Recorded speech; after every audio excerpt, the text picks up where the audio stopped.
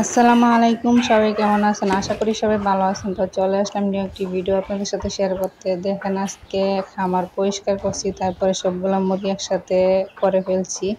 তো এইখানে যেহেতু অনেকগুলা জায়গা আছে, তো ভাবলাম যে এত ছড়িয়ে ছিটিয়ে মুরগি না রেখে তা এখানে সবগুলাকে নিয়ে আসি।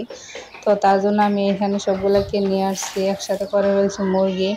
আর হচ্ছে ধানের তুষটা আমি দেব কালকে। আর ধানের তুষটা না দিলেও কোনো সমস্যা নেই, কারণ মুরগি তো অল্প এইখানে, যেহেতু জায়গা বেশি তো খামারের মধ্যে। তো এইখানের মধ্যে যদি আমি ধানের তুষ নাও দিই তাহলেও কোনো সমস্যা হবে না, কারণ এইখানে ধানের তুষ দিতে হবে না তেমন, মানে অল্প অল্প আছে দেয়া।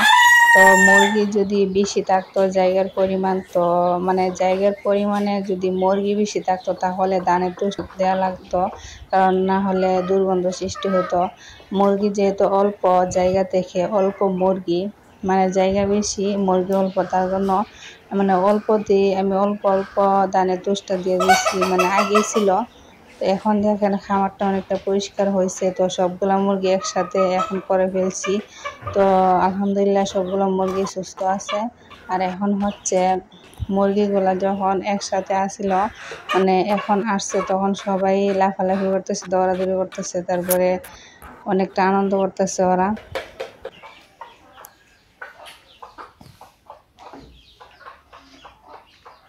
এই যে সবটা খামার একবারে পরিষ্কার হয়ে গেছে। এখানে হচ্ছে মুরগিরা মানে কিছু খাবার খাচ্ছে, কিছু আবার নড়াচড়া করতেছে, কিছু আবার ঘুমাচ্ছে।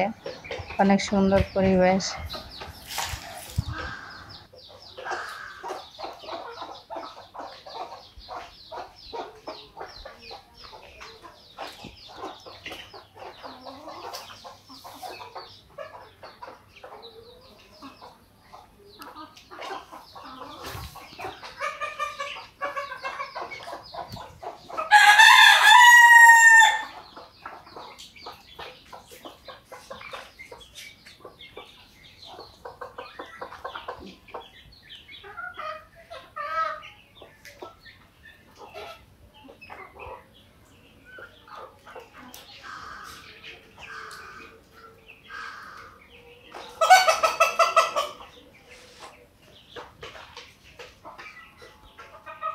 তো সবাই ভালো থাকবেন, আমাদের চ্যানেলটিকে সাবস্ক্রাইব করে অল টাইম আমাদের পাশে থাকবেন। দেখা হচ্ছে নেক্সট কোনো ভিডিওতে, সেই পর্যন্ত সবাই ভালো থাকবেন। আসসালামু আলাইকুম, আল্লাহ হাফেজ।